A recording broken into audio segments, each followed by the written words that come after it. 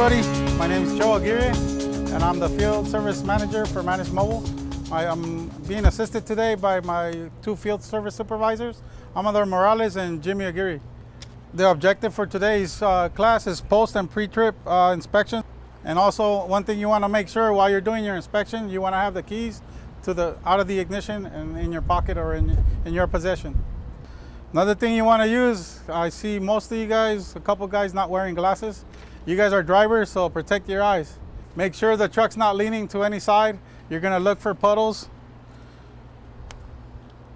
And just look at all the lights, at the condition, the bumper. The way you parked it the day before is the way you want to see it the next day.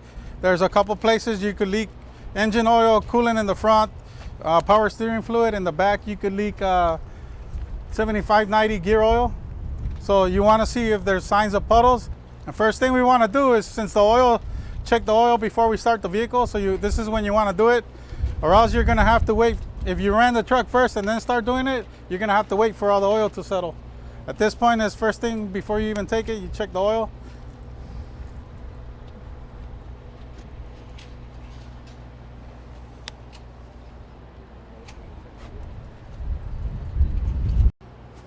This one's kind of a hard one to gauge, so you can probably clean it off and look at the backside and then just kind of match it to where the hash marks would be on the other side. In this case, we have an air brake truck, but say if you're driving a hydraulic brake truck, then you're also checking for the master cylinder fluid at the reservoir or any signs of leaks of brake fluid. This truck right here has a DEF reservoir tank, so you could also have DEF fluid leaks at any point from there to the dozer on the exhaust system on the other side. So if you happen to notice a clear leak that looks like water, it's most likely a DEF leak also. This one's actually an automatic transmission. So this one, the way to check this one would be to turn on the engine and have it at idle, and you pull the dipstick out, and it's the same as the oil. You just make sure it's in the hash mark either on the cold, and if you're hot, you're gonna check it at the hot hash marks. If you're within range, put the dipstick back in, secure it, and move on. The belts, we're gonna check. Usually nowadays, they just put a serpentine belt and that runs all your components.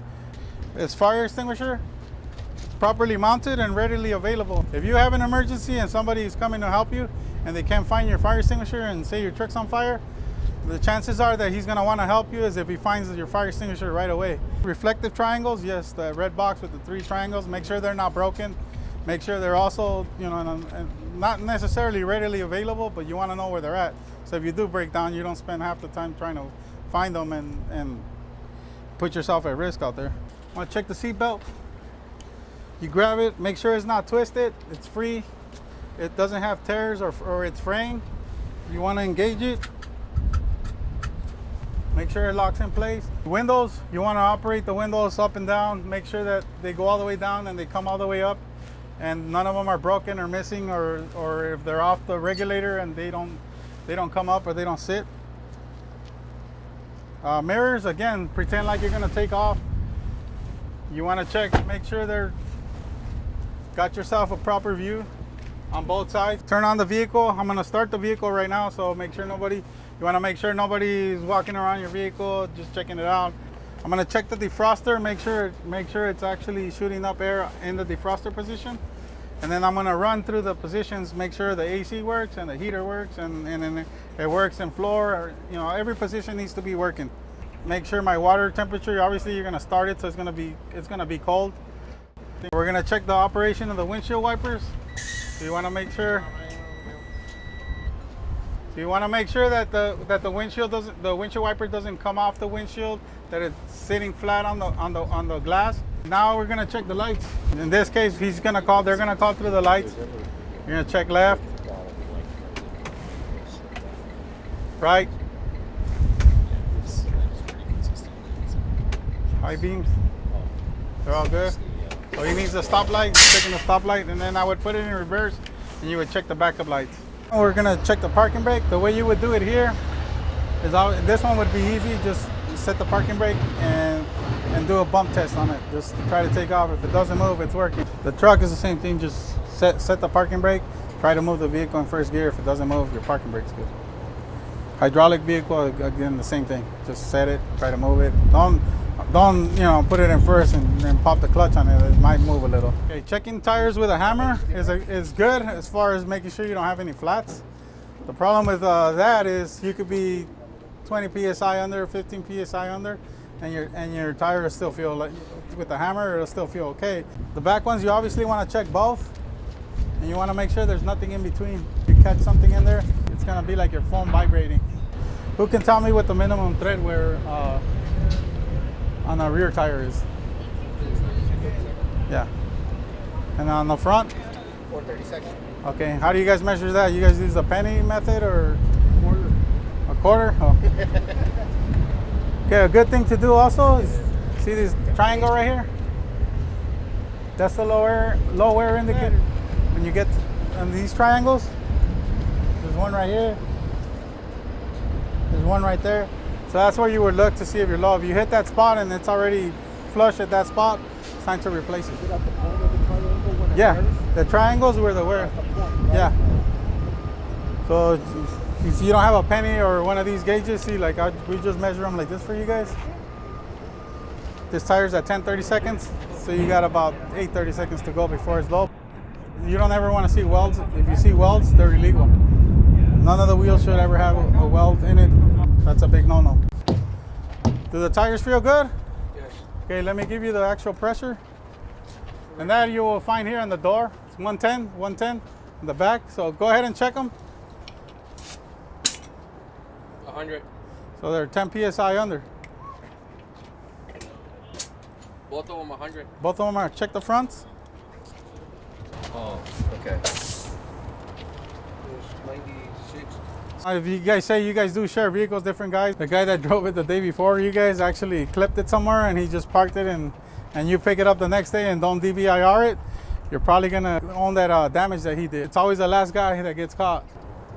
So this is your coolant reservoir and this is ELC is the extended life coolant that you need. It's not the old school green one. We're looking at the engine, looking for anything, any soot here, black, everything tight. Hose clamps are all tight, hoses. Power steering reservoir, power steering hoses, power steering box. Same thing, just, tug on it. No play, it's good. The coil air lines here, make sure they're not crimped, cut, or touching the catwalk. Everything like that. Well, that one's not connected, so that's fine. But even then, see how the catwalk is wearing out the insulation on the green line? You might want to keep it somewhere so it lasts you a little bit longer. That's not sitting on the catwalk. Yeah, nothing should touch the catwalk. Right. So if you're not using it, it's almost better to take it out and put it in the cab. But yeah, this is probably when you pull into a scale, the first thing they're going to look at. They're going to look at you're going to look at these lines because they're easy. For them, it's like just in front of them. Now, if they happen to notice that these are bad, guess what they're going to do? They're going to dig even deeper. That tag you? Yeah. Oh, they're going to pull you in for inspection. Yeah, they're going to say, if he doesn't take care of these lines, I wonder what else is down there. So they bring you in. The connection here on your fifth wheel, no gaps. Sits flush. You're going to check your handle, check around here for cracks. Bolts on your landing gear, cross braces. You go up and down with it, make sure it goes down, make sure it goes up. This one has a reefer, so it's going to have a fuel tank. No fuel leaks here. No fuel leaks here. They like to leak here. Same thing with the cap. Make sure it's on tight. Make sure the tank's mounted. Make sure the brackets are tight. The wheels, this one's sealed, but you can see the oil level right here. You won't be able to put oil, but the oil's fine. So if you ever see this drop, chances are your wheel seal, or if this one's leaking bad enough, you'll be able to see it. But if this oil goes down below, chances are your wheel seal on the inside is leaked out already. So then you would have to call attention to that, or if you can get a visual, great. If you can't see anything, you still should probably get somebody out here to look at it because the oil didn't evaporate. It actually leaked out. Mud flaps. This bar right here, really important. If somebody, hopefully not, but somebody rear ends you, this is what keeps them from getting decapitated. They'll stop right here, the car will get crushed, smashed up right here, but they won't go under the